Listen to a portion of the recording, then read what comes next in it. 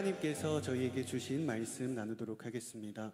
하나님 주시는 말씀 사도행전 20장 17절에서 24절까지 말씀입니다. 사도행전 20장 17절에서 24절까지 말씀입니다.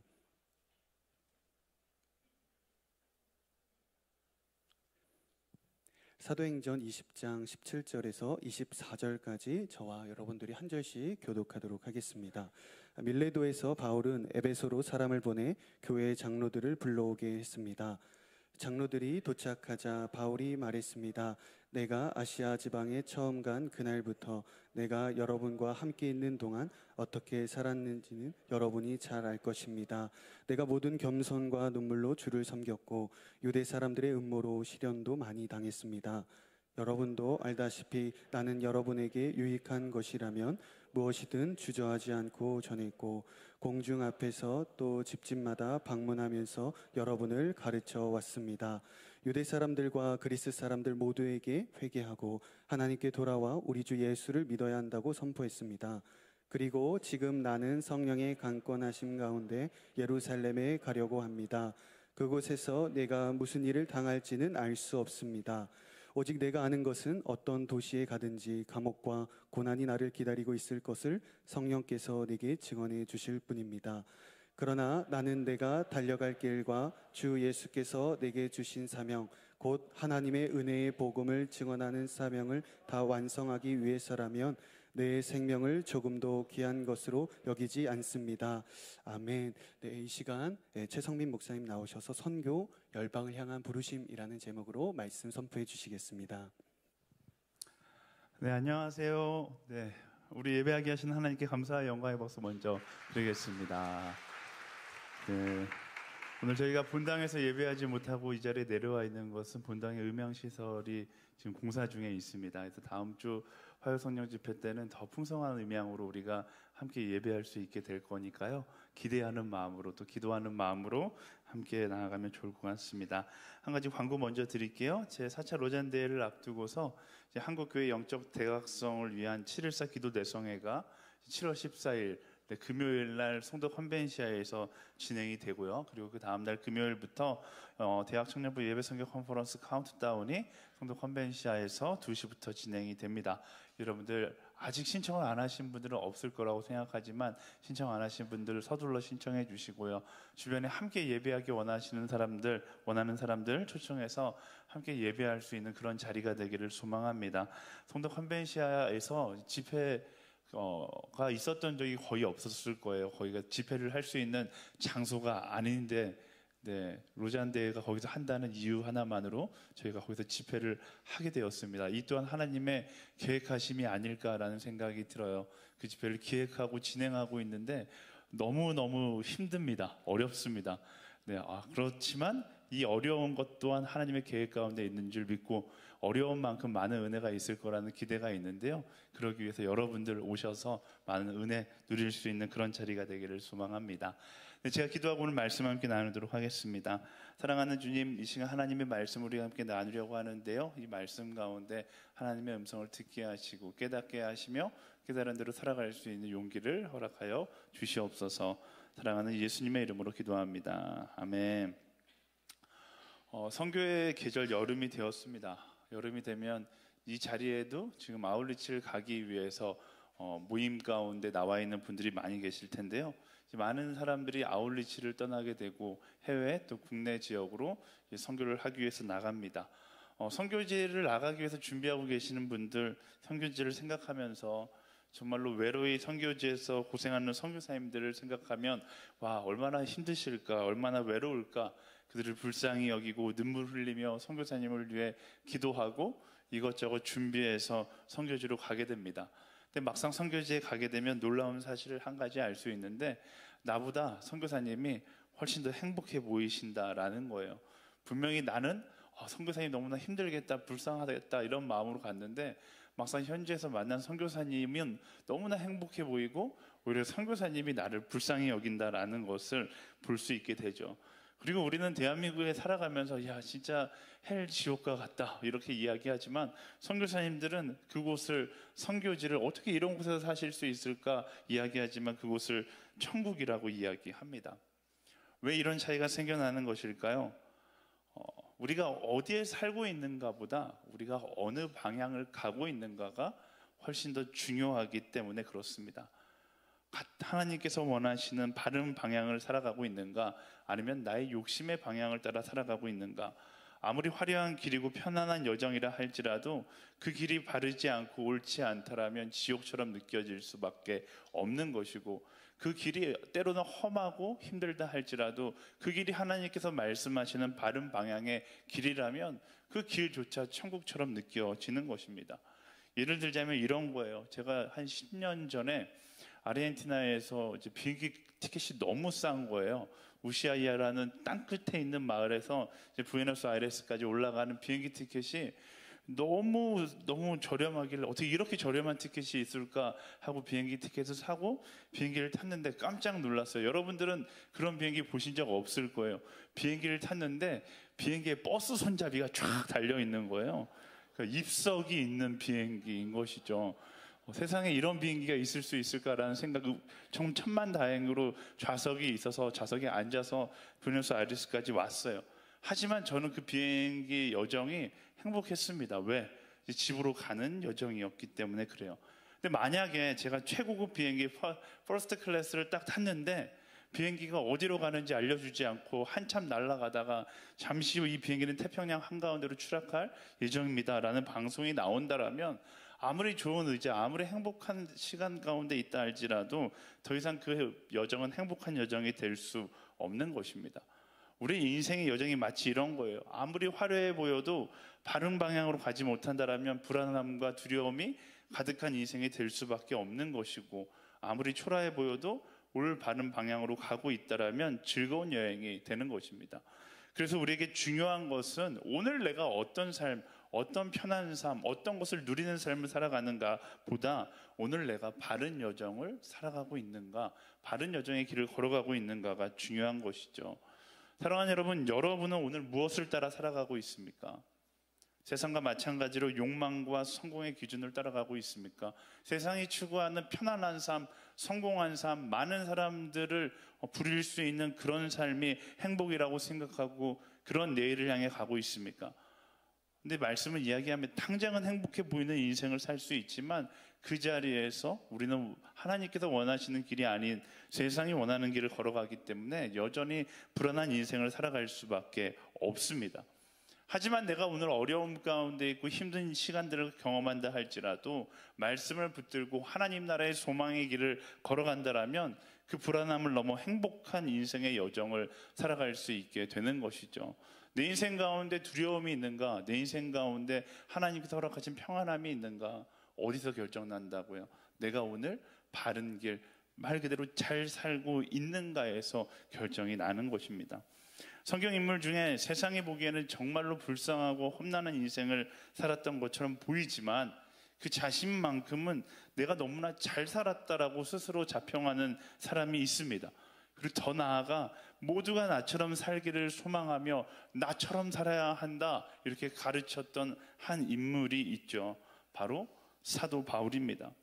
스스로 평가했던 잘 살아온 인생, 모든 그리스도인들의 롤모델이 되기를 자처했던 그 인생은 어떤 인생이었는가? 오늘 말씀을 통해서 함께 나눠보기를 소망하는데요. 17절과 18절 말씀 함께 읽어보겠습니다. 시작. 밀레도에서 바울은 예배소로 사람을 보내 교회 장로들을 불러오게 했습니다. 장로들이 도착하자 바울이 말했습니다. 내가 아시아 지방에 처음 간 그날부터 내가 여러분과 함께 있는 동안 어떻게 살았는지는 여러분이 잘 알 것입니다. 아멘. 말씀 가운데 바울이 굳이 에베소에 가지 않고 밀레도에서 예배소의 장로들을 불러 나오게 해서 그들에게 이야기합니다. 사도 바울이 왜 예배소를 가지 않았는가?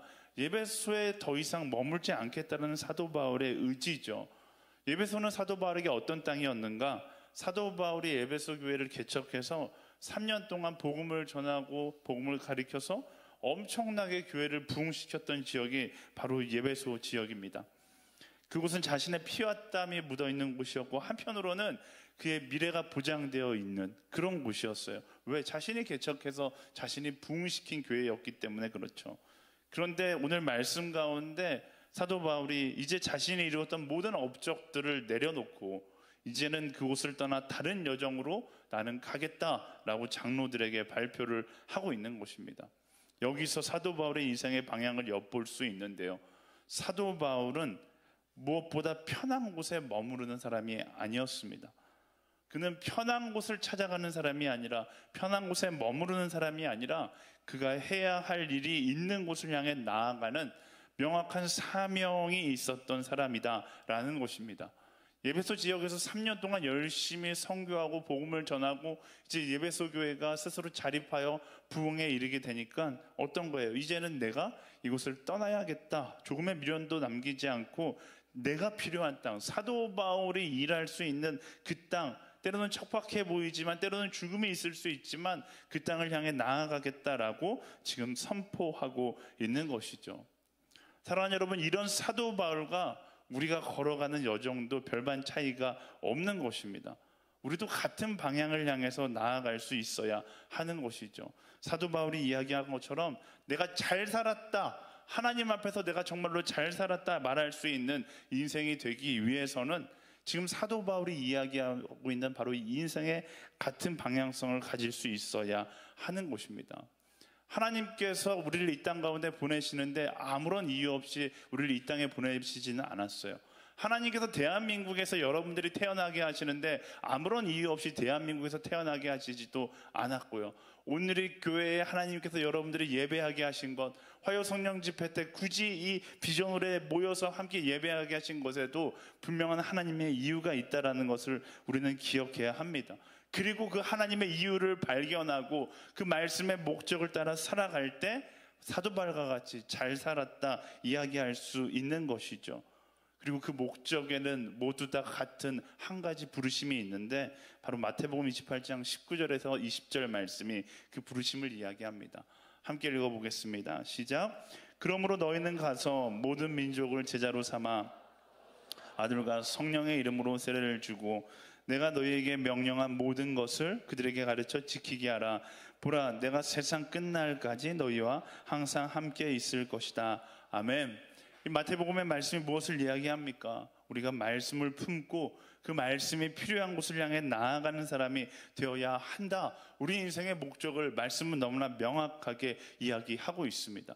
사도 바울에게만 주신 말씀이 아니라 모든 그리스도인이 걸어가야 될 그 여정의 방향을 하나님께서 예수님께서 직접 말씀해 주신 것이죠. 그리고 그 방향성을 따라 살아갈 때 우리는 어쩌면 사도 바울과 같이 나는 잘 살았다 이야기할 수 있는 그런 인생이 되는 것입니다.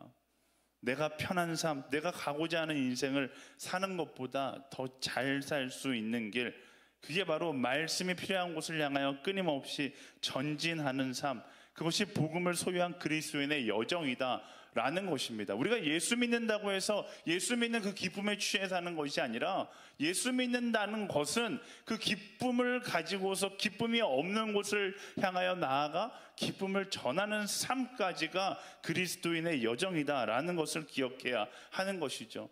여러분 아세요? 성경 66권 이 표지를 제외하고 모든 성경이 그것을 이야기하고 있습니다. 복음은 복음이 있는 곳에서 복음이 없는 곳으로 흘러가야 한다라고 이야기하고 있는 것이죠. 구약에 오실 예수 그리스도에 대해서 이야기하고 신약에 오신 예수 그리스도에 대해서 이야기하고 사도행전에 가서 뭐를 얘기하는 거예요? 너희가 오신 예수를 보고 경험하고 깨달았으면 이제 전하라 예수 그리스도를 이야기하고 있는 것입니다. 말씀을 따라 살아가는 그리스도인이라면 그것을 무시할 수 없는 거예요. 여러분들이 날마다 말씀을 묵상하는 그리스도인이라면 그 복음의 메시지를 받아들이고 전하는 사람이 될 수 있어야 하는 것입니다. 청년들이 저에게 이야기해요. 목사님은 맨날 설교할 때마다 성경 이야기를 합니까? 저는 확실하게 이야기할 수 있어요. 성경 66권에 단 한 구절도 빠짐없이 저보고 성교에 대해 설교하라고 하면 설교할 수 있을 것 같아요. 왜? 성경 말씀은 바로 우리에게 그것을 강력하게 이야기하고 있기 때문에 그렇습니다. 제가 항상 이야기하지만 우리가 속지 말아야 될 사단의 속임수가 있다라면 사단은 그렇게 이야기해요. 복음의 기쁨이 넘치는 그 예배 가운데 영원히 머물라고 이야기합니다. 그럴싸하지 않습니까? 너 이 예배가 너무나 좋으니까 이 예배 자리에 영원히 머물라고 이야기합니다. 그래서 많은 청년들이 많은 그리스도인들이 예배의 기쁨의 자리에 머물려고 노력합니다. 하지만 그 자리에 머물러만 있다라면 그것은 하나님의 은혜 가운데 살아가는 사람이 아니라 사단의 속임수에 속아 넘어간 사람이다라는 것을 기억해야 하는 것이죠. 우린 찬양 하잖아요. 부르신 곳에서 나는 예배하네. 나는 예배하네만 기억하고 정작 부르신 곳을 기억하지 못한다라면 우린 반쪽짜리 그리스도인, 아니 썩어가는 그리스도인이 될 수밖에 없다라는 것입니다. 은혜를 경험했다라면 부르신 곳으로 가서 그곳에서 내가 경험한 예배의 감동을 전하는 사람, 그것이 우리 그리스도인의 삶이다라는 거예요. 이번 주 토요일부터 시작되는 카운트다운의 슬로건이 무엇입니까? Come to worship. 여기서 끝나지 않아요. Go to the nations. 열방으로 나아가는 것이죠. 예배 가운데 그 기쁨을 경험했다라면 어떻게 하는 거예요? 그 기쁨에 머물러 있는 것이 아니라 그 기쁨을 가지고 열방을 향해 나아가 전하는 사람, 그게 바로 진정한 그리스도인이다라는 것입니다. 이 시대를 살아가는 크리스천 청년들이 절대로 사단의 속임수에 속지 말아야 돼요. 너무나 많은 청년들이 좋은 예배, 좋은 설교자, 나에게 만족감을 주는 교회를 찾아다니면서 정작 본인은 그곳에서 뭐라고 얘기하는 겁니까? 나는 뜨거운 예배자야. 나는 이 시대의 다윗이야. 그렇게 이야기하면서 정말로 자신의 신앙이 훌륭하다고 착각하면서 살아가요. 하지만 그 착각 가운데 하루하루 썩어가게 된다는 것을 기억해야 하는 것입니다. 하 목사님이 또 이재훈 목사님이 온누리교회가 왜 그토록 선교를 이야기하는지 우리는 기억해야 돼요. 우리의 예배의 기쁨이 선교로 흘러가지 않으면 저희는 그 어느 시대보다 썩은 교회가 될 수밖에 없는 것이기 때문에 그렇습니다. 우리는 끊임없이 예배의 기쁨을 경험했다라면, 그 복음의 기쁨을 소유했다라면 복음이 없는 곳을 향해 나아가는 그런 사람이 되어야 하는 것이죠. 여러분 생각해 보세요. 우리 찬양할 때 당신은 하나님의 언약 안에 있는 축복의 통로, 서로 막 이렇게 찬양했잖아요. 하나님께서 당신을 통해 놀라운 일을 이루실 것이라고 찬양했잖아요. 근데 그 찬양 너무나 좋은 찬양이에요. 당신은 사랑받기 위해 태어난 사람, 너무나 좋은 찬양이에요. 근데 정작 그 찬양을 들어야 되는 진짜 사람들은 어디에 있을까요? 여기는 다음 주에도 똑같이 찬양할 거고요. 다다음 주에도, 지난주에도, 지지난주에도 다 똑같이 찬양했어요. 굳이 여러분들이 옆 사람에게 찬양해 주지 않더라도 오늘 교회는 그 찬양해 주는 사람이 넘쳐나요. 그런데 아직도 세상에는 그 찬양의 가사의 고백을 듣지 못해서, 복음을 알지 못해서 죽어가는 사람들이 넘쳐난다는 사실을 기억해야 합니다. 세상이 그것을 이야기해 주고 있잖아요. 하나님께서 그들을 향하여 나아가라고 끊임없이 말씀 가운데서 반복해서 이야기해주고 계시는 것입니다. 우리 예배 가운데 성령의 충만한 임재를 구하잖아요. 성령께서 임하시면 내 모든 문제가 해결될 것이라고 생각하고 화요 성령 집회에 와서 성령의 충만한 임재를 구합니다. 하지만 성령의 충만한 임재의 결과는 내 안에 자유함에서 멈추지 않아요. 사도행전 1장 8절 다 아시잖아요. 오직 성령이 너희에게 임하시면 너희가 권능을 받고 예루살렘과 온 유대와 사마리아 땅끝까지 이르러 내 증인이 되리라. 성령의 사람이라는 건 내 안에 문제가 해결돼서 나 자유하다, 여기서 끝나는 사람이 아니라 열방을 향하여, 땅끝을 향하여 나아가는 사람이 되어야 한다라는 것입니다. 성령의 충만은 그저 감정적인 문제가 아니라 내 안에 성령의 충만함은 우리를 움직이게 한다. 어디로? 복음이 있는 곳에서 복음이 없는 곳으로 선교하는 삶으로 우리를 인도한다는 것을 우리는 기억해야 하는 것입니다. 사랑하는 여러분, 말씀이 우리에게 이야기하고 있습니다. 편안하게 살 생각하지 말고 부르심을 따라 선교의 방향성을 향해, 그 방향을 향해 나아가라고 이야기하는 것이죠. 사랑하는 여러분, 이 자리에 예수 믿고 편하게 살 생각으로 앉아있다라면 여러분 말씀을 잘못 보시는 거예요.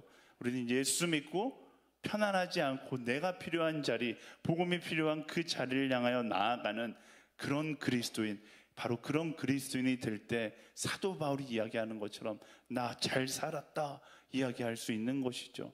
그게 얼마나 멋지지 않습니까? 저는 오늘 말씀을 묵상하면서 사도 바울이 너무 부러운 거예요. 어떻게 조금의 의심도 없이 나의 인생을 가리켜서 나는 잘 살았다, 그리고 잘 살 것이다, 그리고 주님 만나서 기뻐할 것이다 이야기할 수 있겠습니까? 오직 한 가지, 내 인생의 방향성을 명확하게 하나님 나라의 소망을 향해 두었을 때 그렇게 고백할 수 있는 것이죠. 우리 옆 사람에게 선포하겠습니다. 남은 인생 제대로 살지어다. 아멘. 물론 그 말씀을 따라 제대로 산다는 것, 그 삶은 곧 평탄하지 않는 삶을 의미합니다. 사도 바울도 아주 잘 알고 있었어요. 19절과 20절 말씀 함께 읽어볼까요? 19절과 20절. 네, 시작. 내가 모든 겸손과 눈물로 주를 섬겼고 유대 사람들의 음모로 시련도 많이 당했습니다. 여러분도 알다시피 나는 여러분에게 유익한 것이라면 무엇이든 주저하지 않고 전했고 공중 앞에서 또 집집마다 방문하면서 여러분을 가르쳐 왔습니다. 아멘. 사도 바울이 성령의 이끄심을 따라왔던 지난 여정에 대해서 이야기하는데 말씀만 읽어도 막 짠하잖아요. 다메섹 도상에서 예수님을 만나고 말씀하신 대로 성령의 인도하심을 따라 온전히 순종하며 걸어왔는데 그 여정 가운데 오히려 음모와 시련과 고통이 있었다라고 이야기합니다. 하지만 중요한 것은 사도 바울은 그런 음모와 시련 앞에서도 포기하지 않고 복음의 여정을 계속해서 걸어갔다라는 것이죠. 말씀을 따라서 성령의 충만함을 따라서 나아간다라면 모든 것이 일사천리로 잘 진행되면 얼마나 좋겠습니까? 하지만 그렇지 않습니다. 오늘 새벽 말씀 가운데도 나눴듯이 말씀 따라 성령 따라 가는 여정에 오히려 더 어려움과 고통이 따르기 마련이죠. 왜? 성령의 역사가 나타날 것을 가장 싫어하는 존재가 바로 사단이기 때문에 성령의 역사가 나타날 것 같으면 어떻게든 방해해야 하기 때문에 성령의 감동을 따라가는 곳곳마다 사단의 방해가 있기 마련입니다. 하지만 그럼에도 불구하고 사도 바울과 같이 말씀과 성령을 따라 나아갈 때 그때 비로소 무엇을 경험할 수 있는 것입니까? 하나님의 일하심을 경험할 수 있는 것이죠. 사랑하는 여러분, 불가능을 두려워하지 않는 성령의 사람들이 되기를 예수님의 이름으로 축원합니다. 성경 말씀에 예수님의 기적은 언제 일어났어요? 언제나 불가능이라는 조건 가운데 일어났다는 사실을 기억해야 돼요. 기적은 언제 일어나요? 아무 일도 없을 때 일어나는 것이 아니라 내가 고난 가운데, 내가 해결할 수 없는 문제 가운데 있을 때 일어나는 것입니다. 그래서 성령을 따라 나아가는 사람들은 어느 순간부터 고난이 두려움이 아니라 뭘로 느껴지기 시작해요? 기대감으로 느껴지기 시작하는 거예요. 무언가 일을 성령을 따라 걸어가는데 내 앞에 장벽들이 많고 어려움들이 있고 고난이 찾아오면 그때부터 두려워하는 것이 아니라 야, 하나님께서 이번에는 어떤 위대하심을 경험하게 하시려고 하는가, 그렇게 기대하며 더 담대하게 나아가는 믿음의 담력의 사람이 된다라는 것입니다. 사랑하는 여러분, 선교의 삶을 살아가면 어려움이 찾아올 겁니다. 하지만 사도 바울과 같이 멈추지 마십시오. 기대와 소망을 가지고 더 전심으로 최선을 다해 나아가는 거예요. 어려움이 크면 클수록 더 크고 놀라운 하나님의 역사하심을 경험하게 되는 것입니다. 제가 설교 때마다 선교지 이야기를 너무 많이 해서 사람들은 저에게 간혹 와서 물어요. 목사님, 선교지에서 몇 년이나 계셨어요? 제가 그럴 때마다 부끄러워요. 저는 선교지에서 1년밖에 없었던 사람이거든요. 선교지에 1년 있고서 다녀온 지 10년이 넘었는데 그럼에도 불구하고 저는 아직까지도 선교지 이야기를 합니다. 한편으로 뒤돌아본다면 그만큼 그 짧은 시간 동안 경험했던 하나님의 역사하심이 강렬했다라는 거예요. 저는 선교지 가기 전에 두려움이 많은 사람이었습니다. 미래에 대한 염려가 정말로 많은 사람이었어요. 근데 선교지에 1년 있으면서 믿음의 담력이 생기기 시작했습니다. 선교지에 들어가서 추방도 당해보고 다쳐도 보고 외면도 당해보고 신종플루에 걸려서 혼자 3일 동안 죽음의 바다에 헤맸던 적이 있고 벌레에 물려서 열이 너무 올라서 힘들었던 적도 있어요. 이곳에서 어떻게 선교를 할까 고민했지만 단 한 번도 하나님은 거기서 멈추지 않았습니다. 떠나지 않고 그 자리에 머물러 있고 계속해서 전진하려고 했을 때 오히려 그곳에서 하나님의 위대하심을 발견하는 그런 시간들이었습니다. 중요한 것은 그 시간을 경험하고 한국에 들어오니까 제 인생이 완전히 달라져 있었어요. 어떻게? 믿음의 담력이 생긴 것이죠. 웬만한 어려움 앞에도 두려워하는 것이 아니라 이제는 기대하기 시작하는 거예요. 고난이 찾아오면 고난 앞에 절망하는 것이 아니라 하나님께서 이 고난의 시간을 지나서 얼마나 놀라운 일을 이루실까를 소망하고 기대하게 되는 것입니다. 지난주 화성 때도 제가 설교였거든요, 원래.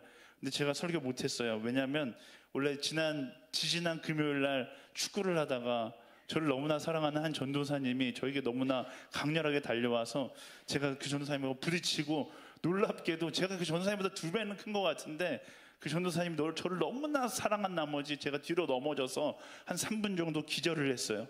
정신을 못 차리고 기절을 하고서 깨어보니까 응급차에 실려가고 있더라고요. 근데 응급차에 실려가면서 그런 생각이 드는 거예요. 다음 주 카운트다운인데 어떻게 해야지? 이런 생각이 들었어요. 깨어나서 정신이 오락가락 하다가 횡단보도를 건너다가 지금 보시는 것처럼 제가 다리를 다쳤어요. 쩔뚝쩔뚝 거리면서 이제 다니기 시작하는데, 근데 기도하는데 하나님께서 그렇게 말씀하시는 것 같아요.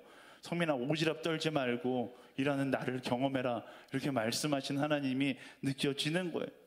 두려운 것이 아니라 일하실 그 하나님이 기대가 되는 것이죠. 사랑하는 여러분, 저는 말씀을 준비하면 이렇게 썼어요. 저는 여러분들의 여름 아울리치가 어려움에 처하기를 축복합니다. 그리고 그 어려움 가운데 포기하지 않고 돌파해 내세요. 그러면 그 아울리치를 통해서 역사하시는 하나님을 경험하게 될 것이고 그로 인하여 성장하게 될 것입니다. 아멘. 옆 사람에게 선포하겠습니다. 아울리치를 통해 성장하게 될 지어다. 아멘. 네. 그걸로 만족 못 하시는 분들은 어떻게 해야 돼요? 네. FA 가셔야죠. 아직 늦지 않았습니다. 카운트다운 때까지 신청받을 거예요. 네, 하나님의 일하심을 내 삶 가운데 격렬하게 아주 극단적으로 경험하기 원한다. 여러분 신청하고 나가보세요. 선교지에서 경험한 6개월이라는 시간이 아주 짧지만 제가 말했잖아요. 1년 갔다 와서 12년째 울거먹고 있는 제가 산 증인이지 않습니까? 그 6개월의 시간이 여러분의 인생을 변화시키기에는 충분한 시간이라는 사실을 기대하십시오. 카운트다운도 마찬가지입니다. 카운트다운 준비하느라 항상 힘들어요. 제가 2013년 카운트다운부터 전체 진행과 PD로 섬겨왔는데 단 한 번도 쉬었던 적이 없습니다. 특별히 2015년 카운트다운은 제 인생 가운데 가장 힘들었던, 제가 정말 신학을 하기 전에도 공연 기획하는 일을 했었거든요. 굉장히 큰 행사들도 많이 기획해봤는데 2015년 카운트다운은 너무너무 힘들었어요. 일단 메르스가 터져서 행사를 지속하느냐 마느냐 하는 문제가 있었고, 그리고 장충체육관이 리모델링한 이후에 첫 번째로 하는 집회였습니다. 모든 것이 너무나 어려웠고 너무나 힘들었어요. 실제로 그 카운트다운 바로 전날 리허설을 하고 있는데 사고가 터졌어요. 스모그를 이렇게 뿌려봤는데 저희가 장충체육관 그 업체 측이랑 조율을 했는데 업체가 깜빡하고 화재 경보기를 켜놓고 간 거예요. 이제 화재 경보를 켜놓고 제가 이제 스모그 켜놓고 리허설을 하는데 갑자기 사이렌이 장충체육관에서 막 울리기 시작하는 거예요. 근데 그 장충체육관이 정말로 소방 시스템이 얼마나 잘 되어 있던지 사이렌이 울림과 동시에 모든 셔터가 영화의 한 장면처럼 착착착착 막 닫히는 거예요. 그래서 와, 다 놀라서 이렇게 쳐다보고 있는데 더 놀라운 건 정말 5분도 안 돼서 소방차, 제 기억으로 소방차 8대에 구급차 2대 막 이렇게 장충체육관으로 쫙 오더니 아직도 선명하게 기억나는 게 제일 앞에 뜬 소방관 아저씨가 정말 리허설한 그대로 도끼를 들고서 막 뛰어오기 시작하는 거예요. 그러고서 그날 밤 서울시의 그 긴급 대책 사람들이 다 모여갖고 이야기하는 거예요. 누구의 잘못이냐. 모두가 다 제가 담당자였으니까 저의 잘못을 지목하고 있을 때, 그때 막 한참 이제 뒤풀이를 하고 계시던 행사 담당자가 와서 겨우 중재가 돼서 밤늦게 리허설이 다시 시작될 수 있었어요. 그런 일을 경험하면서 야, 이거 내일 집회는 제 마음 가운데 망했다라는 생각이 들었어요. 제가 그리고 간증을 많이 했지만 망한 것 중에 가장 큰 게 김승수 목사님이 그 당시 저에게 부탁했던 게 성민 목사님 다니엘서 12장 3절에 많은 사람들을 옳은 대로 돌아오게 한 자는 별같이 빛나게 될 것이다. 저는 김승수 목사님 특징이죠. 저는 장충체육관에서 그 장면을 보고 싶어요. 야, 근데 그거를 연출하려고 제가 별의별 수를 다 썼거든요. 근데 안 되는 거예요. 심지어 그 풍선 안에 LED 전구를 넣어서 풍선을 공중에 띄우는 것까지 연출하려고 했는데 장충체육관에서 헬륨가스는 이용할 수 없다고 거절했어요. 마지막 날까지 안 된다 하다가 이제 망했다. 승수 목사님도 저 옆에 와서 같이 리허설을 보면서 승수 목사님 너무 좋으신 분이라 망했다라고 이야기하지 못하고 이건 아닌데 이 정도로 말씀하셨었어요. 그리고서 막상 이제 행사 날이 되었을 때에 저는 놀라움을 경험했습니다. 메르스가 터졌음에도 불구하고 수많은 청년들이 장충체육관에 세워진 역사 이래 가장 많은 사람들이 예배 그 장소에 들어와서 예배하기 시작했어요. 너무나 뜨겁게 예배했습니다. 하나님께서 이 예배를 진행하고 있다는 것이 피디를 보면서도 너무 명확하게 보이는 거예요. 제 마음 가운데 마지막 한 가지 숙제가 있잖아요. 별같이 어떻게 빛나게 되지? 제 마음에 확신이 있는 거예요. 하나님께서 빛나게 하실 것이다 라는 생각이 제 안에 있는 거예요. 승수 목사님도 그때 나중에 간증하는데 그때까지만 해도 절망 가운데 계셨다라는 거죠. 왜? 담임 목사님도 오시고 장로님들도 오시고 별같이 빛날 거라고 다 자랑을 해놨는데 빛은 나지 않으니까 어려운 상황 가운데 있는 거예요. 그런데 제가 이제 행사가 끝날 때까지 계속 이제 세레모니 하기까지 가는데 마음 가운데 왠지 하나님께서 하실 것이라는 기대가 막 되는 거죠. 그 행사 가운데도 제 믿음의 담력이 커져가는 거예요. 근데 그때 때마침 딱 그 음향을 보는 그 직원 한 사람이 이제 캄캄해지니까 음향을 보려고 자기 믹서기를 보려고 핸드폰 프레시를 켜서 이렇게 믹서기를 보는 거예요. 근데 순간 그 빛을 보는 순간 하나님 나라의 빛을 보는 것만 같았어요. 밖에서 반짝이지 빛나지 않는 풍선을 들고 대기하고 있고 그 빛을 보는 순간 제가 밖에서 대기하고 있는 지금 비서실장 목사로 계시는 조중목 목사님께 전화했어요.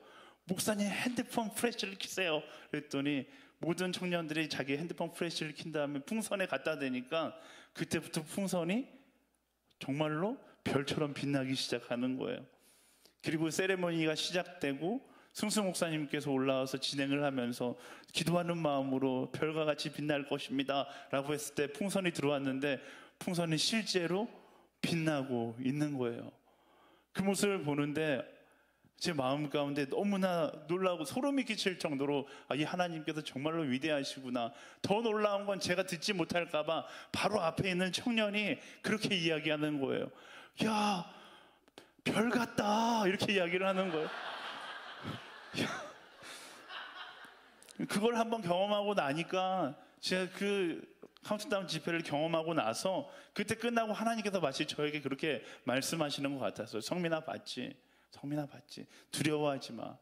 너가 진심으로 함께하는 곳에 내가 함께하겠다 이렇게 말씀하시는 것 같더라고요. 그러고서 2017년 카운트다운, 매번 카운트다운 때마다 하나님께서 주신 담력으로 믿음의 담대함으로 나아가고 있는 것입니다. 준비하면 구멍이 숭숭 있어요. 올해도 마찬가지입니다. 올해는 더 염려가 많아요.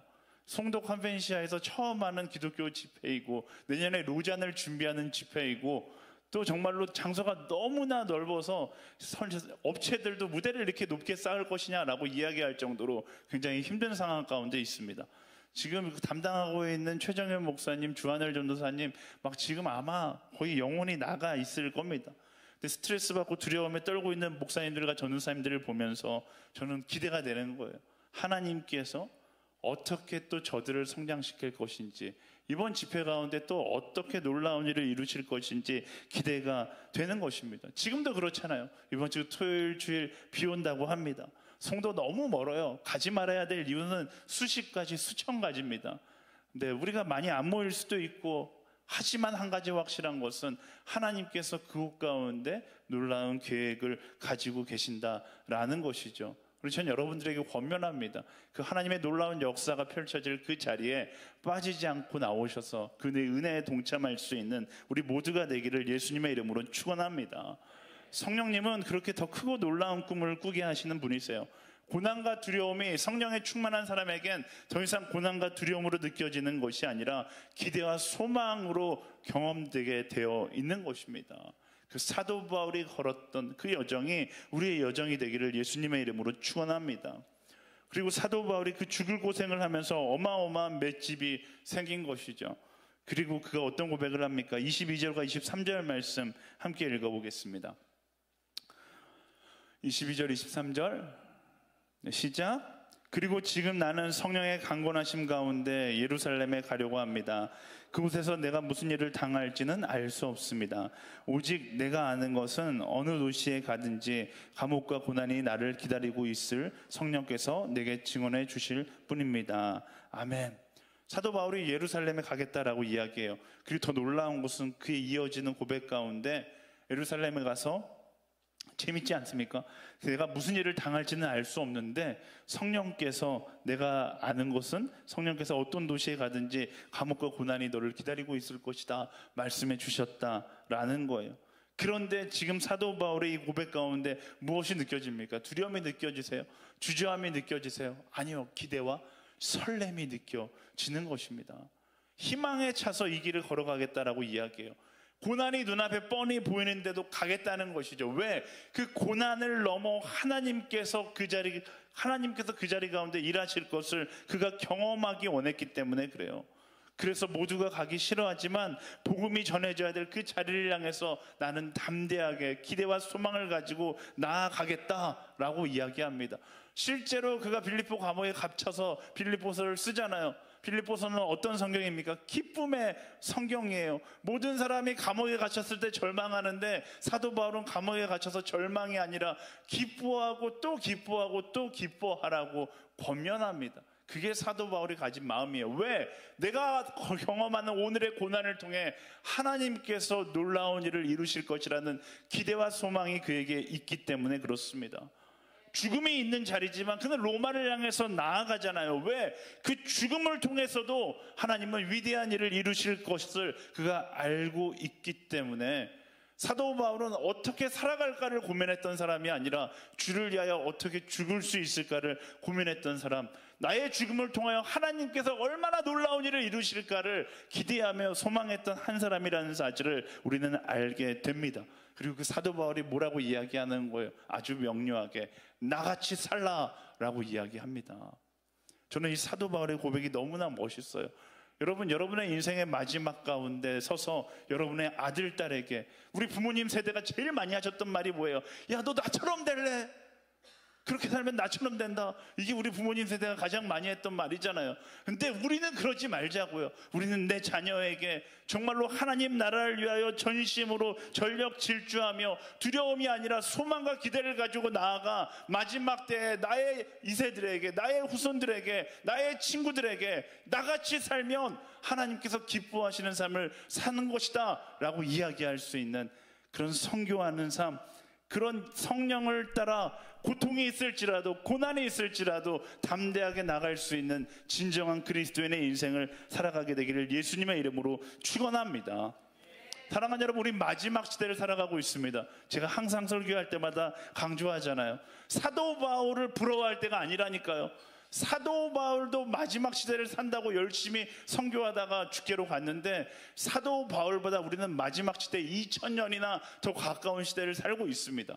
사도 바울을 롤모델이 삼는 게 아니라 이제는 내가 다음 세대의 롤모델이 되어서 마지막 시대에 복음을 전하는 사람의 인생이 어떤 인생인지 보여줄 수 있는 그런 뜨거운 성령의 사람들이 되어야 하는 것입니다. 우리 옆 사람에게 선포하겠습니다. 다음 세대의 롤모델로 살아갈지어다. 아멘. 우리 마지막으로 24절 함께 읽고 마치겠습니다. 24절, 이 고백이 연습해야 돼요. 사도 바울이 얼마나 이 고백을 하기 위해서 많이 연습했을까. 그리고 이 고백을 통해 다음 세대에 도전을 주잖아요. 저희도 이런 멋진 말 한마디 하면서 다음 세대에게 도전을 줘야 되지 않겠습니까? 24절 말씀 함께 읽어보겠습니다. 시작. 그러나 나는 내가 달려갈 길과 주 예수께서 내게 주신 사명, 곧 하나님의 은혜의 복음을 증언하는 사명을 다 완성하기 위해서라면 내 생명을 조금도 귀한 것으로 여기지 않습니다. 아멘. 딱 이 타이밍에 반주를 넣어주시면 감사할 것 같아요. 네, 반주를 깔고 한 번 더 말씀을, 이제 반주가 깔렸으니까 비장하게 나의 유언인 것처럼 한 번 더 말씀을 한 번 더 보여주시겠어요? 말씀을 한 번 더 보여주세요. 네, 다 같이 이번 조금 더 비장함을 담아서 읽어보도록 하겠습니다. 시작. 그러나 나는 내가 달려갈 길과 주 예수께서 내게 주신 사명, 곧 하나님의 은혜의 복음을 증언하는 사명을 다 완성하기 위해서라면 내 생명을 조금도 귀한 것으로 여기지 않습니다. 아멘. 모든 것이 하나님의 은혜이기에 그 은혜를 위하여 쓰임받는 자신의 삶을 가장 큰 기쁨으로 여길 수 있는 것, 우리도 마지막 때 이렇게 고백할 수 있는, 아니 오늘 이렇게 고백하며 살아갈 수 있는 그런 우리 모두가 되기를 예수님의 이름으로 축원합니다. 사랑하는 여러분, 선택받은 몇몇만 열방의 끝을 향해 나아가는 것이 아니라 하나님께서 부르신 모든 그리스도인들은 열방의 끝을 향해 나아가는 거예요. 저는 그런 것을 소망합니다. 말씀을 준비하면서 마지막 날에 이런 모습이 되었으면 좋겠다라는 생각이 들었어요. 마지막 날 우리 모두가 열방의 끝에서 만나서 사도 바울과 같이 우리 정말 잘 살았다 이야기할 수 있는 그런 그리스도인의 삶을 살아가게 되기를 예수님의 이름으로 축원합니다. 우리 마지막으로 옆 사람에게 그렇게 인사할까요? 열방의 끝에서 웃으며 만납시다. 아멘. 우리 시간 함께 두 눈을 감고 함께 찬양하며 나아갈 때 하나님의 은혜를 따라 죽음도 두려워하지 않고 아버지 말씀하신 그 부르심을 따라가는 내가 되기를 소망합니다. 우리 소망하는 자마다 자리에서 일어나서 우리 함께 찬양하고 고백하며 나아가겠습니다.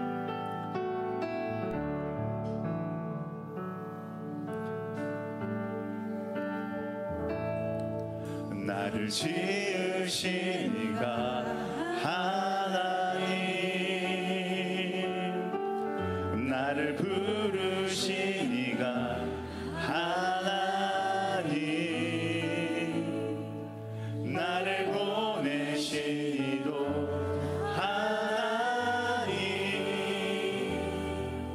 나의 나 된 것은 다 하나님 은혜라. 나의 달려갈 길, 나의 달려갈 길 다가도 이게 우리의 고백 되기를 소망합니다. 주님, 나의 마지막은 다하도록 나로 그 십자가 품게 하시리. 나의 나 된 것은 다 하나님 은혜라. 한량없는 은혜, 갚을 길 없는 은혜, 내 삶을 애워싸는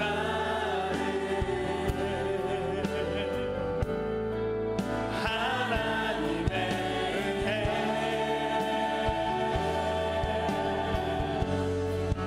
나 주저함 없이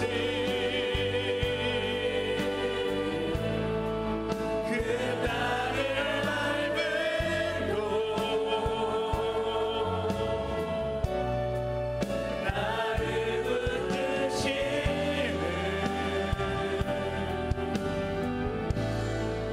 하나님의 은혜, 한량없는 그 은혜, 한량없는 은혜,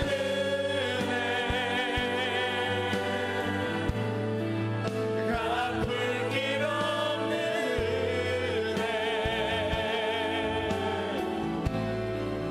내 삶을 애워싸는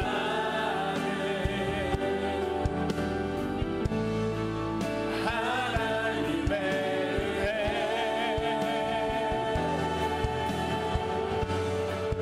나 주저함 없이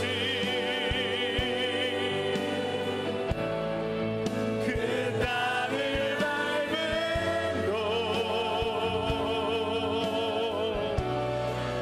나를 붙드시는